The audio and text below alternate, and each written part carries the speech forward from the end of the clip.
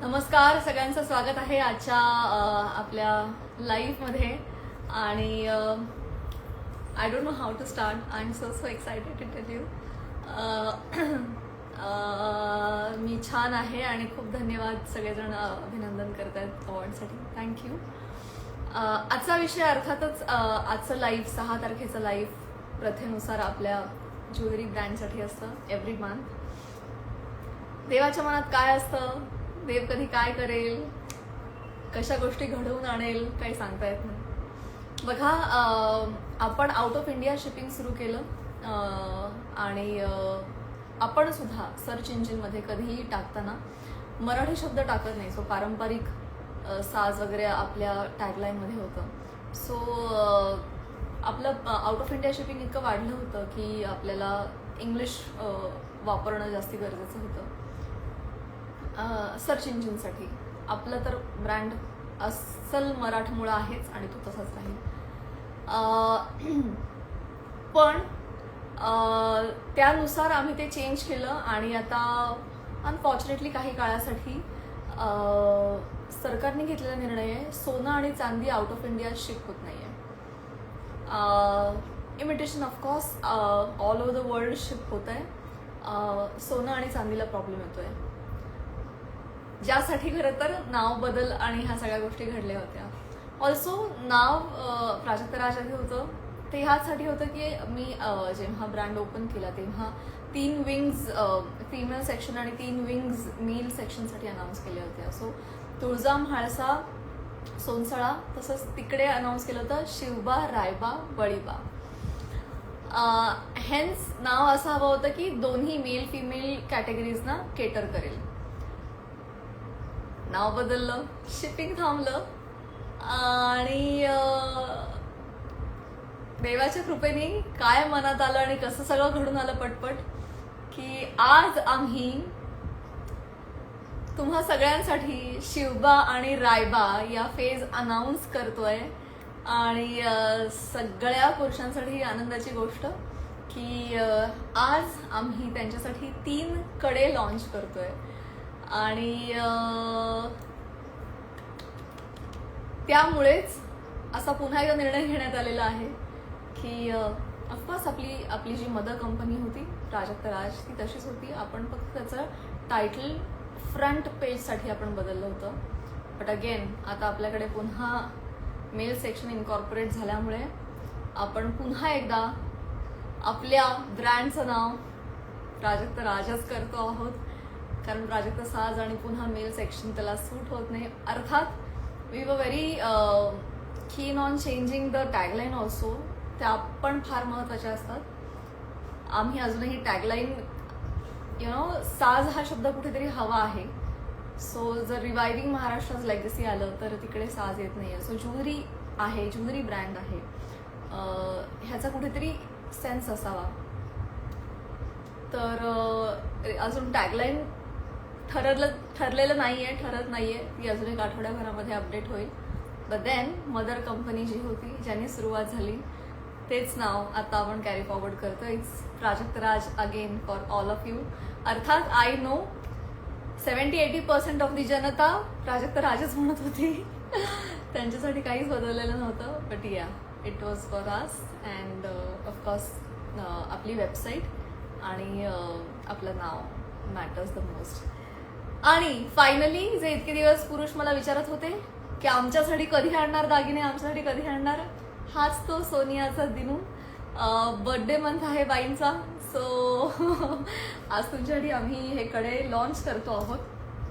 3 कडे आहेत, show you. आणि हे 3ही अतिशय ऐतिहासिक आणि अतिशय सुंदर पार्श्वभूमी असलेले असे कडे आहेत. एक दाखवते. सो आहे सिंहमुख कडा किंवा कड आपण म्हणू त्याला बोलीभाषेमध्ये.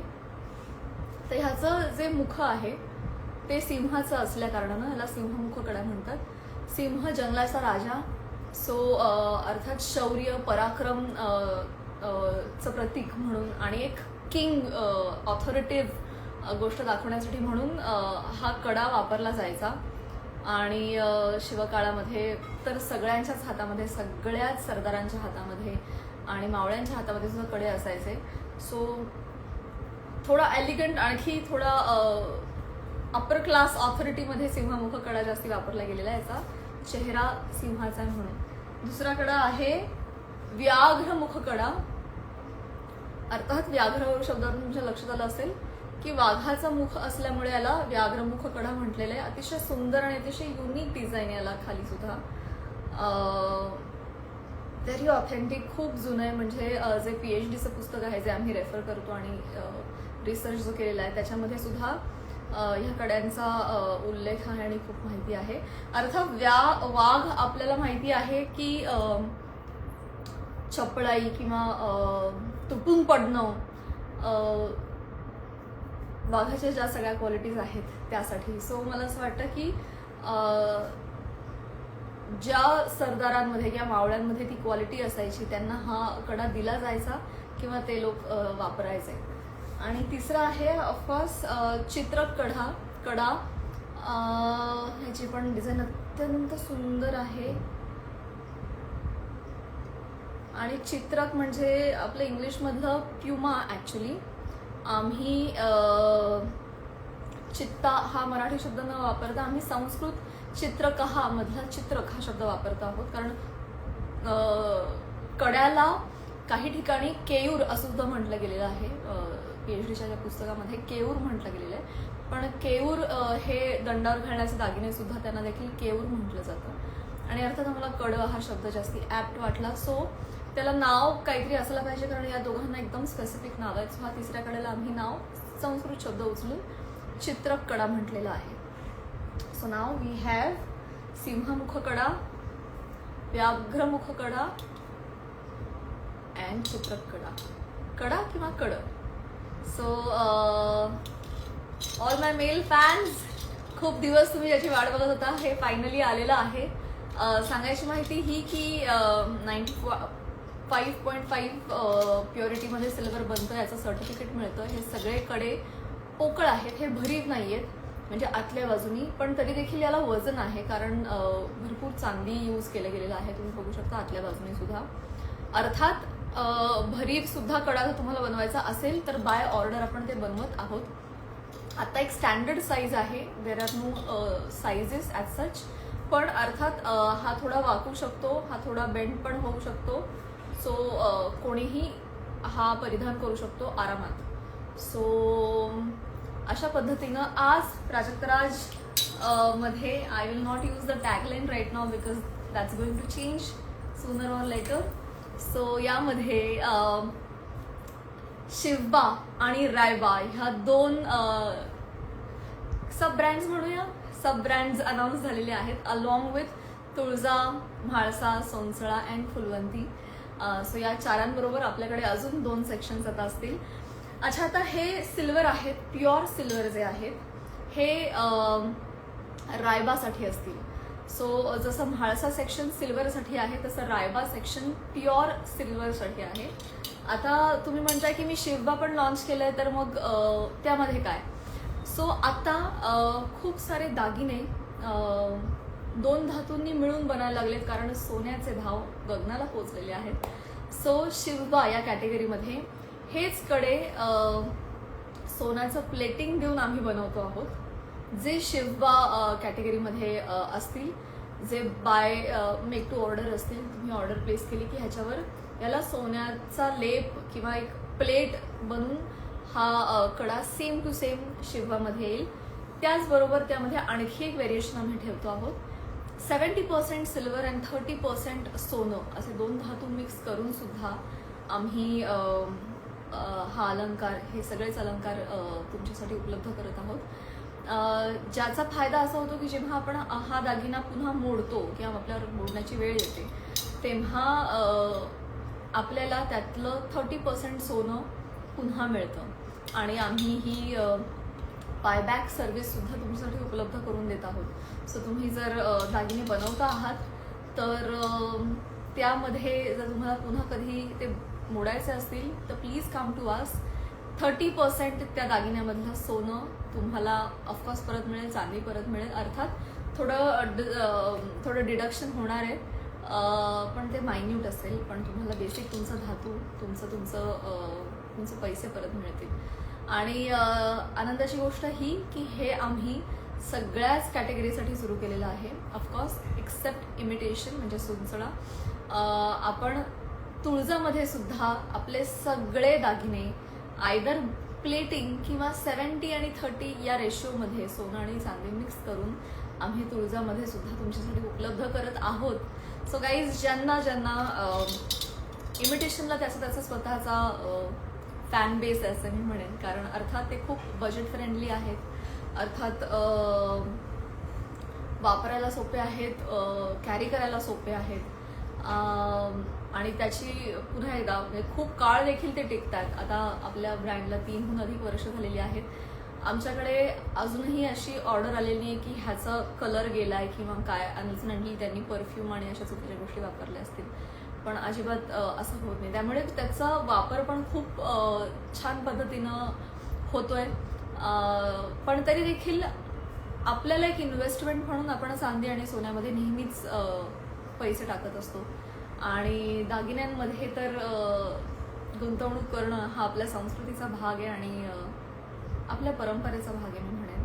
तर ज्यांना आपल्या सगळ्या इमिटेशन फॉर्ममधले आपले सगळे दागिने आहेत, इन्क्लुडिंग फुलवंती सेक्शन सुद्धा, ज्यांना ते सिल्वर आणि त्याच्यावर गोल्ड प्लेट किंवा सिल्वर आणि गोल्ड मिक्स करून बनवायचे असतील, तर डेफिनेटली आम्ही ते आजपासून तुमच्यासाठी उपलब्ध करत आहोत.